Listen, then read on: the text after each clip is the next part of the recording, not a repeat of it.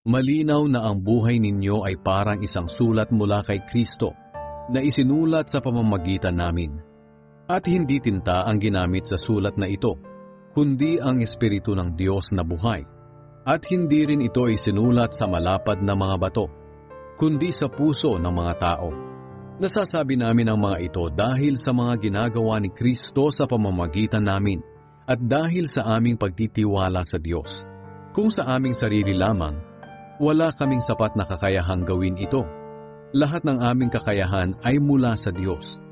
Siya ang nagbigay sa amin ng kakayahan para maipahayag namin ang Kanyang bagong pamamaraan para mailapit ang mga tao sa Kanya. At ang bagong pamamaraan na ito ay hindi ayon sa isinulat na kautusan, kundi sa pamamagitan ng Espiritu.